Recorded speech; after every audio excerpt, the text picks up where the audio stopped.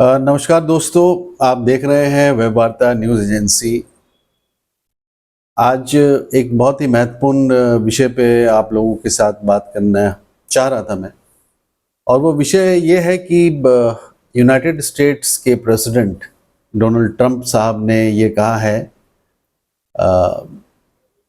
G7 की meeting के summit के दौरान, जब मोदी जी से उनकी बात हुई कि हम आपकी मदद करेंगे और अगर कोई भी मुल्क हिंदुस्तान पे हमला अगर करता है तो अमेरिका उसके खिलाफ लड़ेगा। मैं यहाँ पे एक बात स्पष्ट करना चाहता हूँ कि आखिर कौन ऐसा मुल्क है जो हिंदुस्तान पे हमला करेगा? पाकिस्तान करेगा, चाइना करेगा या बांग्लादेश करेगा? मुझे ऐसा लगता है कि चाइना को भी, पाकिस्तान को भी और बांग्लादेश को भी ये बखूबी मालूम है कि हमारे पास ऑलमोस्ट 190 न्यूक्लियर वॉरहेड्स हैं। ज़्यादा भी हो सकता है, लेकिन जो इंटरनेशनली जो लोग जिस फैक्ट्स और फिगर्स को मानते हैं वो ये है, and we are a nuclear powerful country. And मुझे ऐसा नहीं लगता कि इस तरह की कोई भी हरकत करेंगे। 5-6 मुल्क हैं पूरे दुनिया में जिनके पास न्यूक्लियर पावर है, और सबसे ज़्यादा अमेरिका और रशिया के पास है, चाइना के पास भी है, और जाहिर सी बात है कि हिंदुस्तान के पास है, फ्रांस के पास है, ब्रिटेन के पास है। मेरा ये मानना है कि हिंदुस्तान को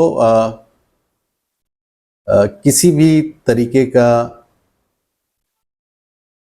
डिफेंस की मदद जो है वो वही मुल्क करेगा जिनके इंटरेस्ट है हिंदुस्तान में, जो हिंदुस्तान के साथ बिजनेस करना चाहते हैं। 1.4 बिलियन पॉपुलेशन है हिंदुस्तान का, और कोई भी मुल्क दुनिया का, यहाँ तक कि चाइना भी, रशिया भी या अमेरिका भी ये नहीं कह सकता कि हम हिंदुस्तान को इग्नोर करेंगे, because India is a huge market.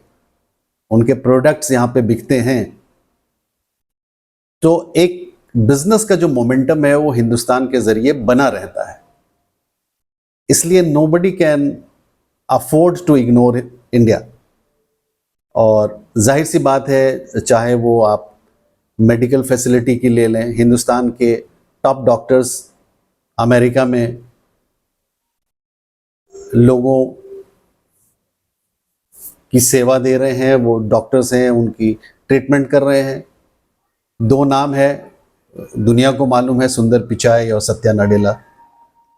ये आईटी के एक्सपर्ट्स हैं, और बहुत सारे ऐसे हिंदुस्तान के भारत पुत्र हैं जो यूरोप में, अमेरिका में, इंग्लैंड में, जर्मनी में, कनाडा में चुपचाप काम कर रहे हैं और कॉरपोरेट कंपनीज को एक नेक्स्ट लेवल पे वो लोग ले जा रहे हैं। तो मेरा ये मानना है कि अगर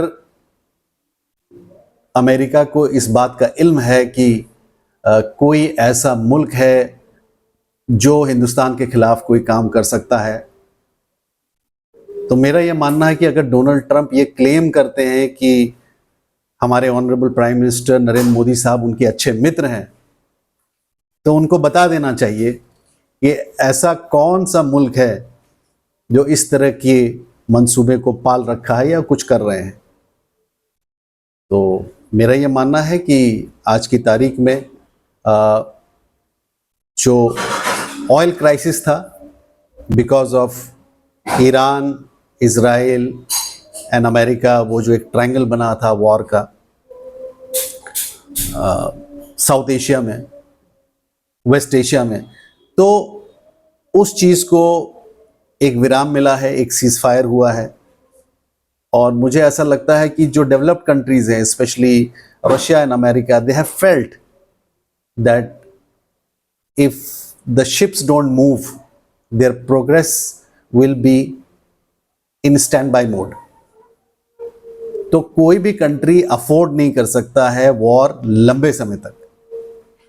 और जिस वक्त न्यूक्लियर वेपन्स का एक वो पीछे आप चले जाइए, 10-15 साल पीछे, 20 साल पीछे चले जाइए, तो एक होड़ लगा हुआ था कि किसके पास कितना न्यूक्लियर वेपन है।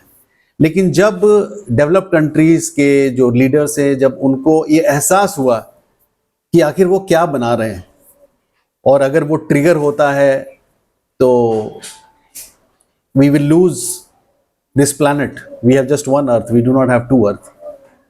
तो उनको ये अर्थ समझ में आया कि जो ये विनाशकारी काम ये लोग कर रहे हैं सही नहीं है, और धीरे धीरे वो सारे वेपन्स को डिसमेंटल कर रहे हैं, डीएक्टिवेट कर रहे हैं, और वो कम होता जा रहा है। तो मेरा ये मानना है कि धीरे धीरे ये बात सबको समझ में आएगा कि अल्टीमेटली ब्रदरहुड, बॉन्डिंग, ह्यूमैनिटी, यही सब काम आएगा, और इसमें हिंदुस्तान का बहुत बड़ा रोल है। मैं ये मानता हूं कि इस सीज फायर में अमेरिका ने पाकिस्तान को चुना, और पाकिस्तान ने सबसे पहले ये ट्वीट किया, ये बताया कि सीज फायर होने वाला है। लेकिन behind the curtain, India has been playing a very important and vital role. This we all must realize. और मेरे जितने मीडिया फ्रेंड्स हैं ऑल ओवर द वर्ल्ड, इस मैसेज को एम्पलीफाई करें और लोगों को बताएं। Thank you so much for watching this part of web वार्ता न्यूज़ एजेंसी।